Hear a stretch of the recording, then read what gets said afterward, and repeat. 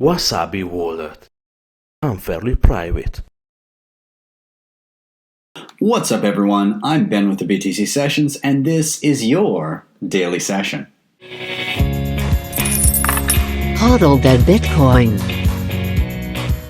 Before we dive in, of course, shout out to sponsors of the show, LEDN.io. This is where you can use your Bitcoin for a variety of different services. They've got Bitcoin savings accounts where you can earn interest on your Bitcoin. They've got Bitcoin-backed loans where you can use your Bitcoin as collateral to obtain a Canadian or US dollar loan. So if you're in a pinch and you don't want to sell your Bitcoin, but you do need to get your hands on dollars, this could be an option for you. And then finally, for you Bitcoin bulls out there that want a little bit more exposure, their B2X offering gives you double the exposure to the price fluctuations of Bitcoin. If you want to check out any of this, there's a show link down below, and if you use that link and end up actually getting a loan, well, they'll credit you with an additional $50 of Bitcoin into your account. Secondly, there is Rise Wallet. This is a physical Bitcoin gift card that you can give to anybody. It's really great for onboarding new users. So the way it works is you pick it up at a store near you, you gift it to whoever you like, and at that point they're instructed on the back of the card to download the paired app. They can then scratch and scan the code on the card. At that point, it creates them a brand new Bitcoin wallet right away on their phone and then sends them an on-chain transaction for the face value of the card. Again, super idiot proof, really great for newbies that are just starting to test the waters with Bitcoin. And I've gifted a bunch of these to friends and families. So highly encourage you to check them out. Head over to risewallet.com, and in the top right, there's a button that says locations. You can check out where you can pick one out. They're currently only in Canada, but looking at expanding. So be sure to keep an eye out. Also, the creator of these is going to be down in March at Bitcoin 2020. I myself will also be there, so if you're down there, be sure to give them a shout out on Twitter. And with that, let's dive into the news. So Bitcoin has taken a bit of a dip, more of the same with Bitcoin. It's never a dull day in the Bitcoin world. So it's broken down below 9K support. Now, where is it? Right, I'm just going to refresh this page to get a better idea where we're at. Yeah, we're around 87, high 8700s. It's been around that 88 zone. Yeah, it broke below 9,000 support. That's a psychological level for a lot of people. And it has dropped significantly from the previous high that we've had in the past month or so, well above 10,000. We got to around 10.5, I believe, at one point, 10.4 or 10.5. But we're definitely rejected from that level.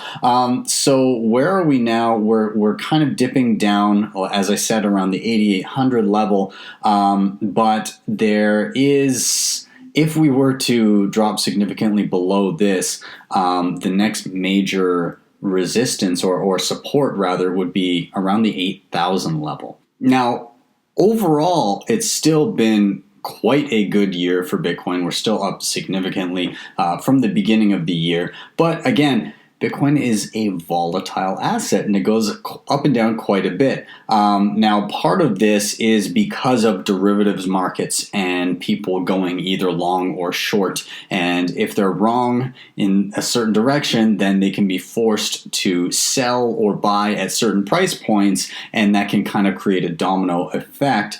We've seen exactly that happen with this recent dip. Bitmex, one of the largest derivatives platforms for Bitcoin, hit a year-to-date record with this recent dip. And when I say record, I mean liquidations, people being wiped out of their position.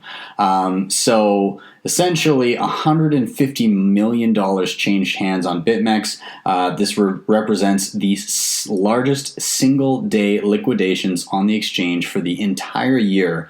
And many suspect that whales are hunting stops and snagging easy money from over-leveraged long positions. So people betting that the price would go up.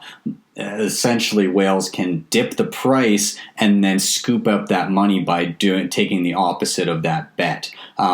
So there's speculation that we will continue on the trend upwards if we kind of hit that magic resistance, or I guess again support level, whether that be right in the range we are now, or maybe it's lower, maybe it's 8K, who knows. But we have been dropping. We've dropped about 14% in the last 3 days. In fact, I think it's a little bit more than that at this point. But I mean, par for the course. Is anybody particularly surprised to see wild fluctuations in either direction? Not this guy. Now, one person who doesn't think that we're going to be dipping too much lower is Plan B, or on Twitter at 100 trillion USD.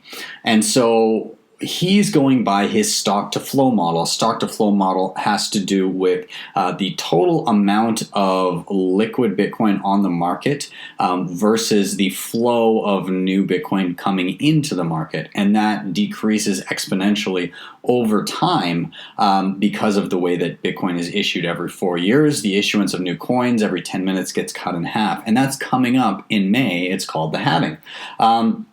So he's saying that he's not expecting a drop below 8,200 because that stands in line with around the stock to flow level. So taking a look, this is a live chart of stock to flow, or as live as it can be. It's pretty zoomed out. It obviously goes from the inception of Bitcoin to now and beyond.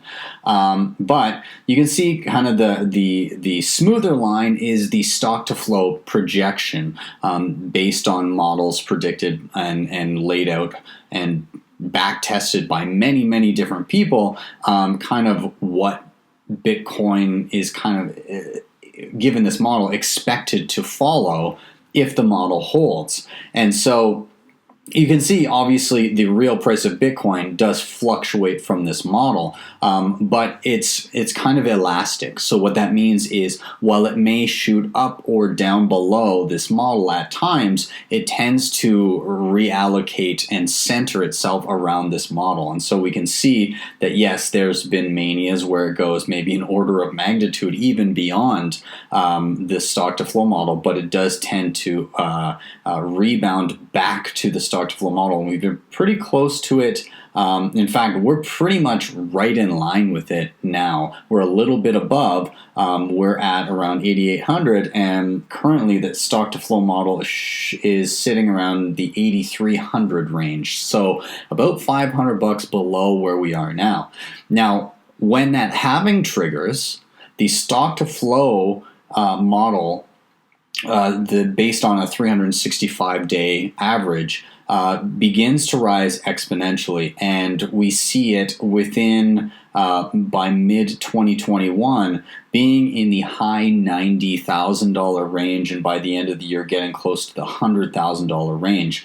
And if we have kind of those deviations where we overshoot a little bit, then that puts us well into the next order of magnitude, where you could be seeing prices of a few $100,000. And again, if the model holds, there's no telling if it's going to. It's done quite well so far, but that doesn't mean that it can't be broken or in the future. So that said, again, we're pretty close in line with what stock to flow is designated as being right now. And then we could be rising significantly given the halving. Now, what happened previous halving was just before it, we saw a rise, a pretty significant rise. So we were in and around the $450 range. And then prior to the halving, there was a spike that took us up to around $750. So what is that? 60? It was about it wasn't doubling. It was about 70% rise, somewhere in that range, 60, 70% rise. Anyways, if we were to see something like that and that's from like kind of the previous peak just before the rise, we could potentially, prior to the halving, if the same thing were to play out again, see something in the $16,000 range, possibly. If history doesn't repeat and it doesn't rhyme, then obviously anything could happen. But I'm just saying, historically speaking, if something similar happens, then that's what we would be looking at.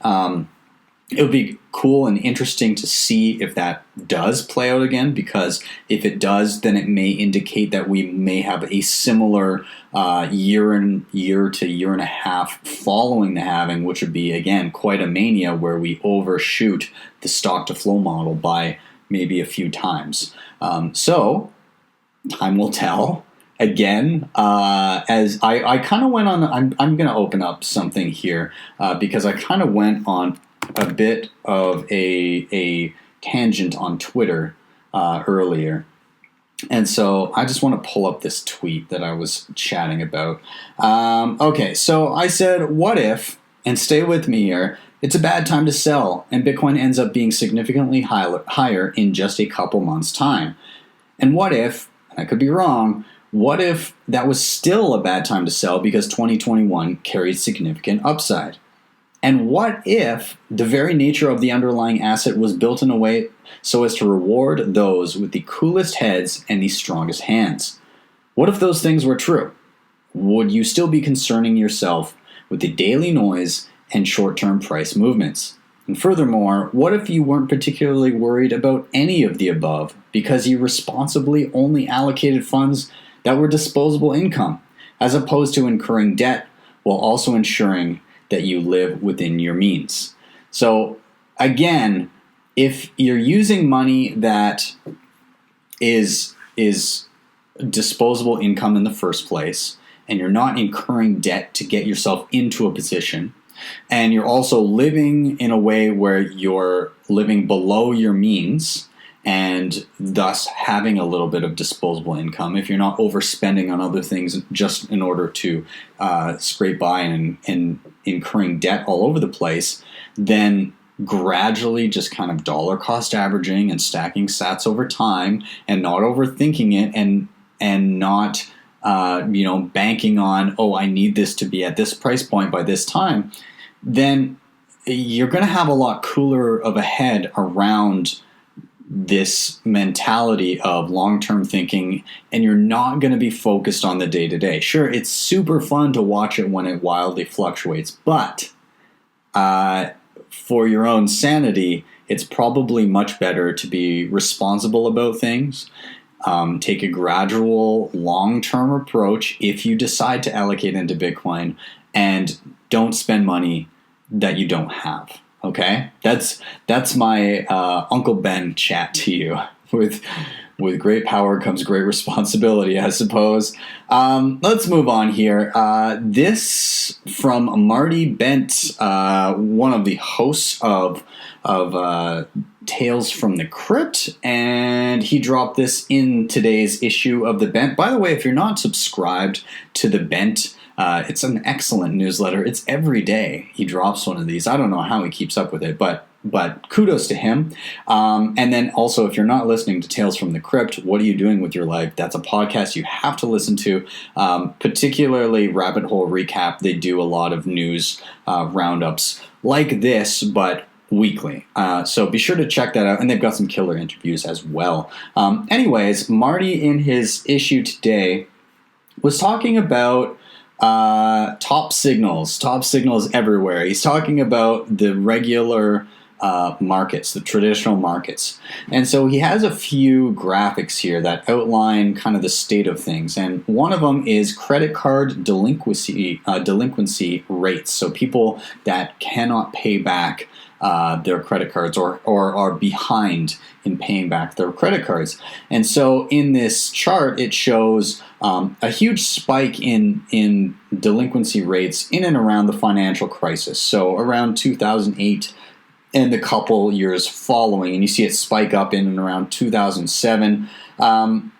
And then it dips down for a little while. And there's two lines on this chart. There's one of them is for smaller banks, and one of them is for all banks as an aggregate.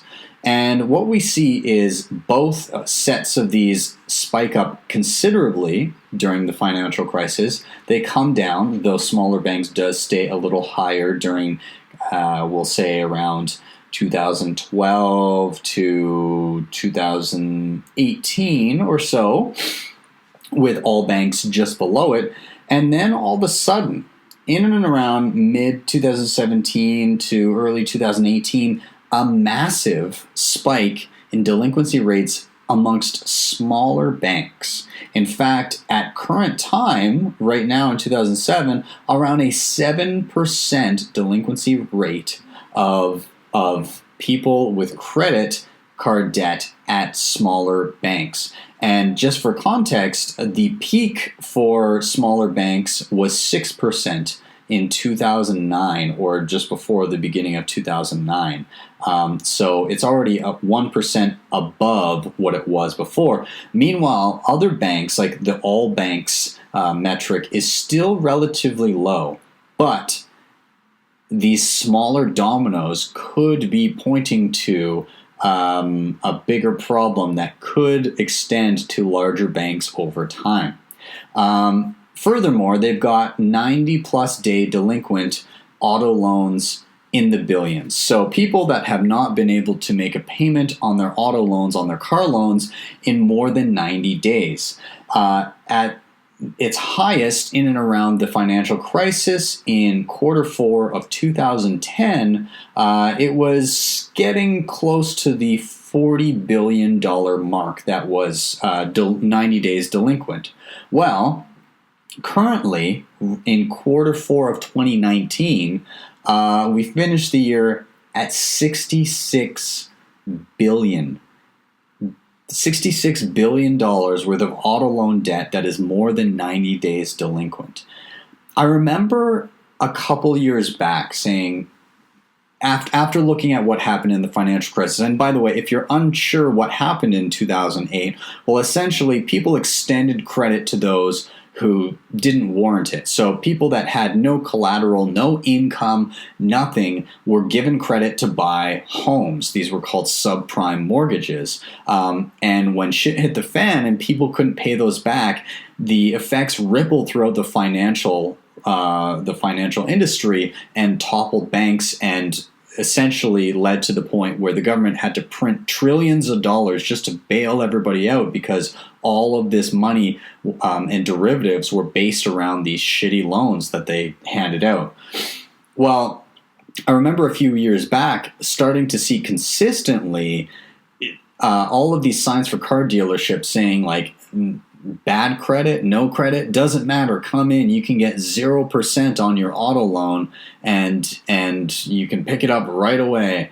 And so it kind of was indicative that they were just willing to give loans to anybody for a car, and a lot of people apparently were scooping them up. A lot of people that could not afford them in the first place. People buying cars with money that they didn't have as income, with money that they weren't expecting to be making. And it shows, because we are rounding the corner to having double the amount of delinquent auto loans as we did in and around the peak during the financial crisis. And the interesting thing about this, by the way, let's further look at the auto loan delinquencies. So the percent of auto loan balances. So now the percent, we're peaking up in and around the same range as we were during the financial crisis at the same time. So back then it was around 5.27% of auto loan balances were delinquent, and right now it's currently around 4.94%, so just shy of 5%. So in and around the same levels as percentages, but keep in mind that the outstanding auto loan in the billions, so $66 billion, is now that 5%, whereas before, close to $40 billion would have been 5%. So the amount of outstanding auto loan debt as an aggregate is much, much higher, and we're just starting to see these delinquency rates hockey stick, and they're starting to go up quite a bit. And the funny thing about this is you hear a lot that this is the best economy ever, particularly from the president. But again, like, the stock market has been booming until recently, and people were saying, "Oh, it's great, everything's amazing, the economy is incredible." But underneath it all, there are these signs of decay, which are rather worrying, I would say. So we'll see how it pans out, but you're starting to see some cracks in the system. And speaking of financial crises, interesting in Lebanon right now. So in Lebanon, Lebanese banks are imposing strict capital controls to deal with its current economic crisis. So right now, Lebanon is currently experiencing its worst economic crisis in decades. So the local banks, they've begun to impose these kind of capital controls and increase restrictions when it comes to foreign currency movements. So that kind of forces people to withdraw their savings in the pounds at the official exchange rate. So Lebanese pounds, they have to withdraw from their accounts in the local currency at the official exchange rate. The problem is the official exchange rate is quite different from what you can get on the free markets with the Lebanese pound. In fact, when you withdraw and you try to exchange it elsewhere outside of official channels, you're going to be getting hit by basically a 40% loss on everything, because the exchange rate within the country given by the banks is not in line with what the real market is willing to pay for Lebanese pounds. So citizens are also now limited to making foreign currency withdrawals of between $50 and a few $100s per month. Per month. So maybe if you're lucky, you'll get a few $100 out of your account in a different currency other than your own. Otherwise, you got to withdraw it as pounds and then exchange it externally, at which point you're taking a 40% loss. And transfers out of the country entirely are capped at $50,000 a year, and only for so-called necessary matters, which is completely subjective. It just depends on what they decide is necessary.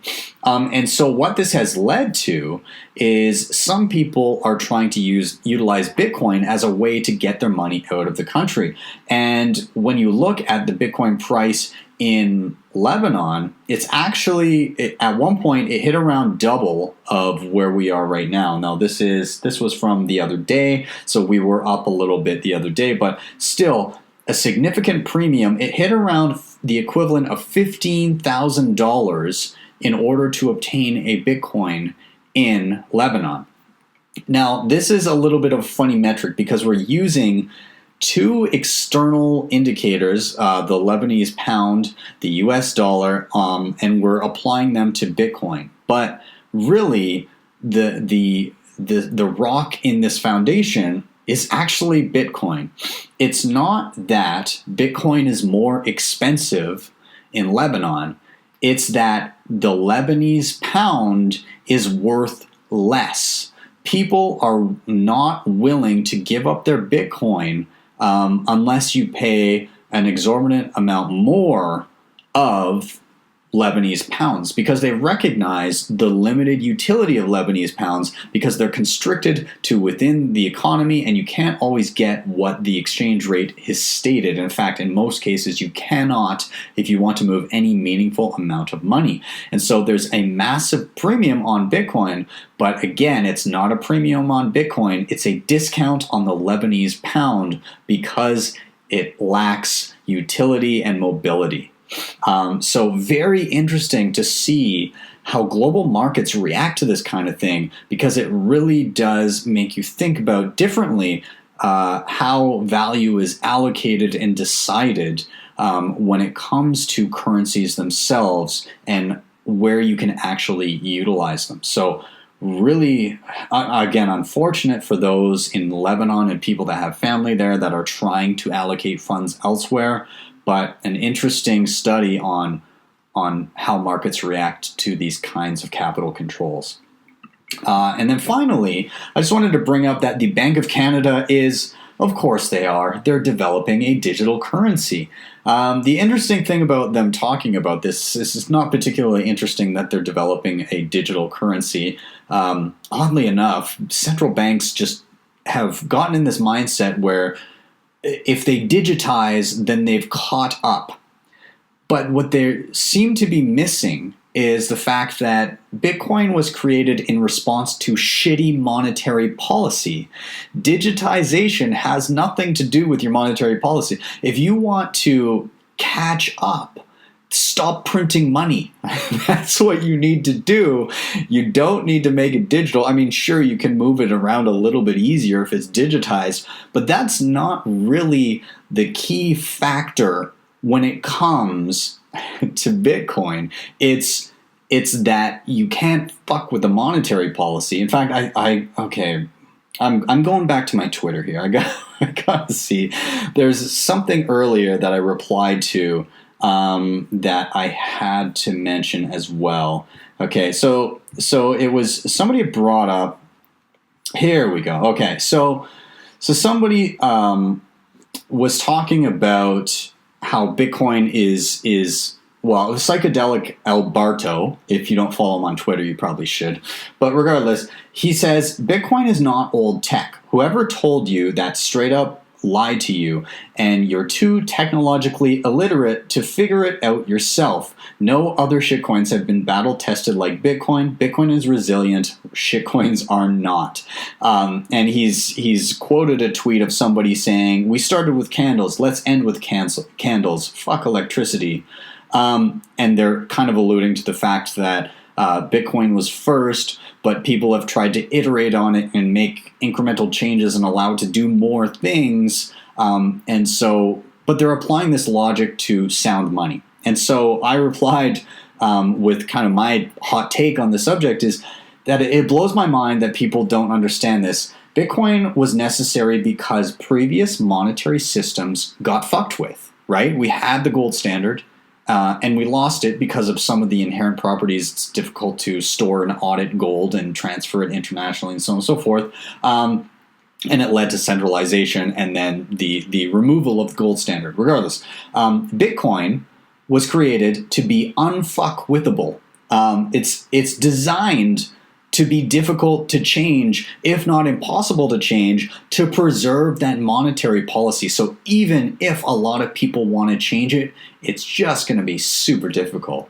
And it blows my mind that people still complain that Bitcoin is not malleable and able to be easily changed. They claim that that's something that's desirable, when the whole innovation of Bitcoin was that you couldn't fuck with it. Was that it was meant to be this kind of bastion of excellent monetary policy where nobody could come in and decide, hey, you know what, I think I want some mild inflation. And now that we have mild inflation, I'd like 2% inflation. And now that we have 2% inflation, hell, let's just print a few $1 trillion.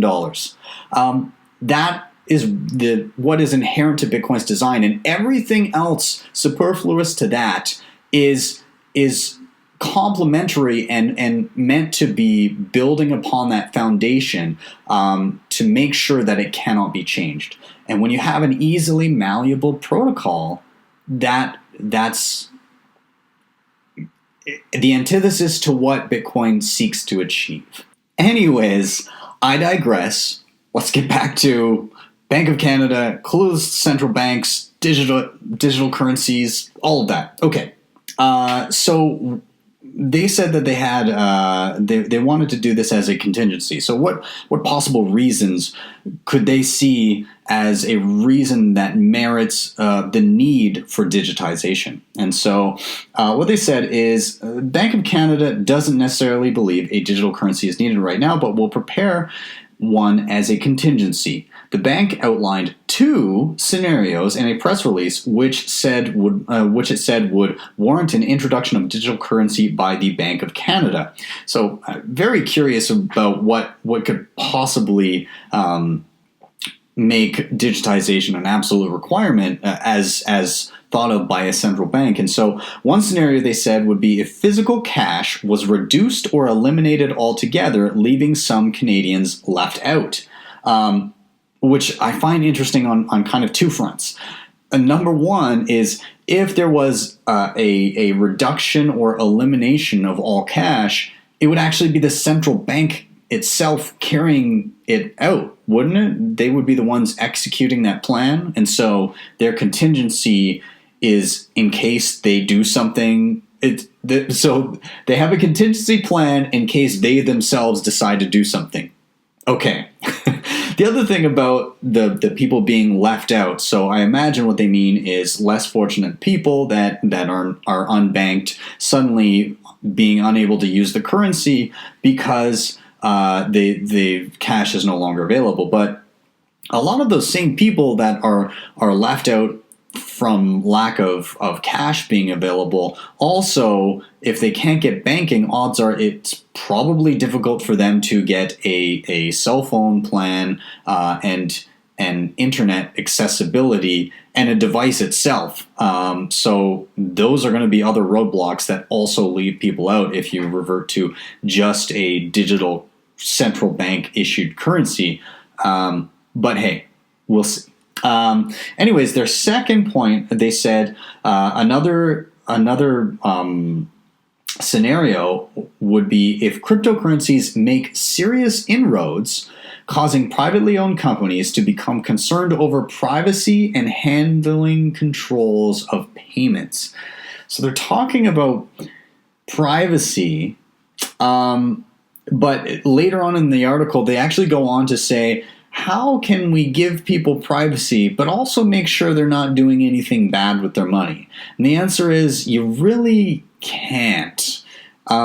Because in order to stop somebody from doing something that you deem to be not allowed with their money, you need to know what they're doing with their money. So those two ideas don't mesh.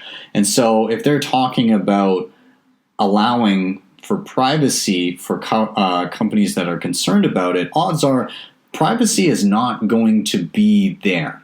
And if they feign privacy, odds are it will be very difficult to have that argument hold up because they're going to want some sort of an inroads to accessing what's happening with the money. That's just my opinion of how they're going to approach it. They're going to try to feign privacy in some way, shape, or form. The ECB talking about the digital euro very much did the same thing, where they said, oh, you have privacy credits and you can spend those privacy credits within a certain threshold of 10,000 euro or whatever. But once you run out of those credits, then you have to go through approved channels and say where the source of funds is and where they're going and so on and so forth. So I imagine it might be something to that effect. And then handling controls of payments.